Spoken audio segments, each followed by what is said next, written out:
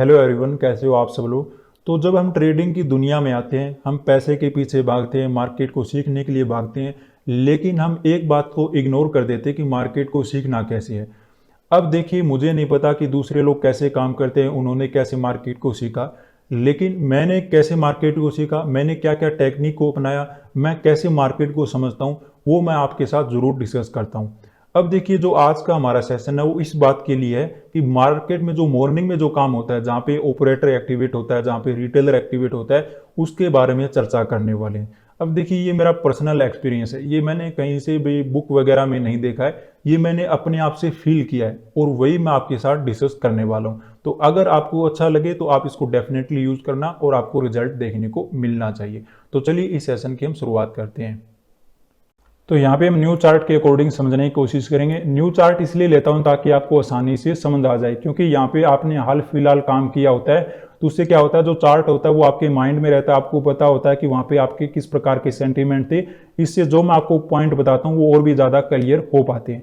अब देखिए, हम बात करने वाले हैं कि मॉर्निंग में चार्ट कैसे काम करता है। तो वहाँ पे आपको क्या क्या ध्यान रखना होता है। पहले देखना होता है कि मार्केट में ऑलरेडी जो 2-3 दिन से चार्ट बन रहा है वो कैसे बन रहा है। आपको यहाँ पे नजर आ रहा है कि मार्केट में क्या कर रहा है, मार्केट कंटिन्यू बाइंग साइड में जा रहा है। जैसे यहाँ पे अपसाइड चला गया, यहाँ पे भी अपसाइड चला गया, उसके बाद फिर से मार्केट गैप अप ओपन दे रहा है, तो ये आपके लिए पॉइंट हो गया। उसके बाद आपको देखना होता है कि मार्केट में अपर साइड, अगर मार्केट गैप अप ओपन हो रहा है तो अपर साइड, और गैप डाउन ओपन हो रहा है तो लोअर साइड। अगर मार्केट गैप अप ओपन हो रहा है तो अपर साइड देखिए एसएल है या नहीं। वो कैसे देखोगे, आपको देखना है कि नियर बाई अपर साइड में यहाँ पे कोई चार्ट अवेलेबल है या नहीं। तो यहाँ पे कोई भी चार्ट अवेलेबल नहीं है तो इसका बिल्कुल क्लियर मतलब होगा कि यहाँ पे कोई भी आपके पास सेलर के स्टॉप लॉस अवेलेबल नहीं है। इसके बाद आपको देखना होता है कि जो चार्ट का जो लास्ट जो स्विंग बना हो वो कैसे बना हो। यहाँ पे आपको क्या नजर आ रहा है, ये वाला जो स्विंग बना है, ये वाला आपके लिए इंपॉर्टेंट होता है। यहाँ पे आपको क्या नजर आ रहा है, कंटिन्यू बाइंग नजर आ रहा है। जहाँ पे क्लोजिंग मिलता है वहां पे सेलिंग एक्टिवेट हो सकते हैं, लेकिन वहां पे इतना एक्यूमुलेट हुआ नहीं, मार्केट बिल्कुल हाईएस्ट पे क्लोजिंग दिया है, तो यहाँ पे सेलर बहुत कम है, ऑलमोस्ट बायर ही आपके पास अवेलेबल है। इस सेंस का आप कैसे यूज करोगे, चलिए इसको समझने की कोशिश करते हैं। तो देखिए, इस प्रकार के चार्ट में जब मैं एनालिसिस करता हूं तो मैं आपको बोलता हूं कि जो भी स्टॉप लॉस पड़े हैं डाउन साइड पड़े हैं, लेकिन अगर मार्केट में डायरेक्टली सेलिंग आने लगे तो आपको रिट्रेसमेंट के बाद सेलिंग साइड में जाना है। वो मैं क्यों बोलता हूं, देखिए पहले आप इस सेलिंग को समझने की कोशिश कीजिए कि सेलिंग आता क्यों है। पहला रीजन हो सकता है कि यहाँ पे कोई ऑपरेटर बैठा हो जो मार्केट को सेलिंग करना चाहता हो, मार्केट को गिराना चाहता हो। दूसरा रीजन हो सकता है मार्केट में आपको देखिए ये वाले जो बायर है वो मार्केट में अंदर बैठे हुए थे, गैप अप खुला, मार्केट में उन्होंने अपना प्रॉफिट बुकिंग किया, तब उसके कारण हमें सेलिंग देखने को मिला। दोनों रीजन में क्या होगा, मार्केट में सेलिंग अगर प्रॉफिट बुकिंग के कारण आ रहा है तो मार्केट में डेफिनेटली आपको रिवर्सल देखने को मिलेगा। तो इससे क्या अच्छा होगा कि आप रिट्रेसमेंट का वेट कीजिए। अगर यहाँ पे ऑपरेटर बैठकर यहाँ पे सेलिंग करा, मान लेते हैं यहाँ पे कोई ऑपरेटर बैठा हुआ है और वो सेलिंग करा और मार्केट को गिराना चाहता है, तो वो डायरेक्टली मार्केट को नहीं गिराएगा, क्योंकि यहाँ पे डायरेक्टली गिराएगा तो कोई भी रिटेलर यहाँ पे पोजीशन बनाकर अपना पैसा बना सकता है। तो कैसे करेगा, आपको कैसे डराएगा, पहले कुछ ना कुछ प्रॉफिट आपको दिखाएगा। आपने यहाँ पे रैंडम सेलिंग किया, कुछ ना कुछ प्रॉफिट जरूर आपको नजर आएगा, क्योंकि जब तक आपको प्रॉफिट नजर नहीं आएगा, प्रॉफिट से लॉस में जाएगा ना मार्केट, आपको ज्यादा डर लगेगा। आपने पोजीशन बनाया, पोजीशन बनाते ही लॉस नजर आने लगा, आप प्रॉपर एसएल लेके निकल सकते हो। लेकिन अगर आपका प्रॉफिट से लॉस में जाने लगता है तब आपको ज्यादा डर लगता है। तो जहां पे ज्यादा डर लगता है वैसा ही मार्केट काम करता है। तो अगर यहाँ पे ऑपरेटर बैठा होगा तो भी मार्केट में आपको रिट्रेसमेंट देखने को मिलेगा, क्योंकि यहाँ पे किसी के एसएल हिट नहीं हो रहे हैं।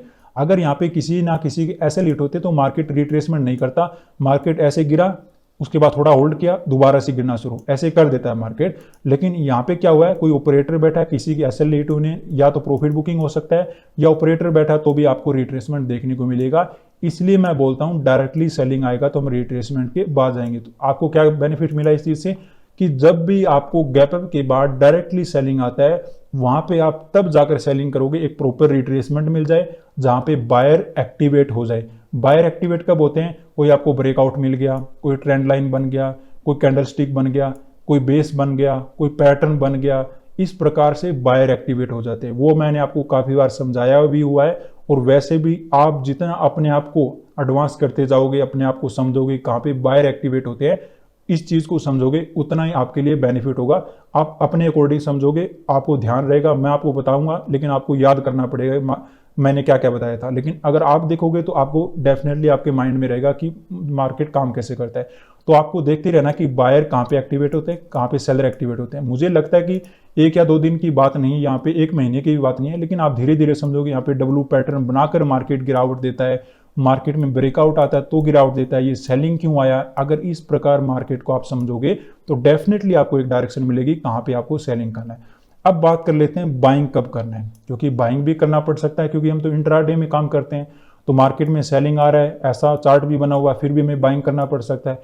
उस कंडीशन में आपको बताता हूँ, या तो यहाँ पे अच्छी तरह से सेलर एक्टिवेट हो जाए। मान लेते हैं यहाँ पे आपने मिस कर दिया, सेलिंग करना मिस कर दिया, उसके बाद की बात कर रहा हूँ।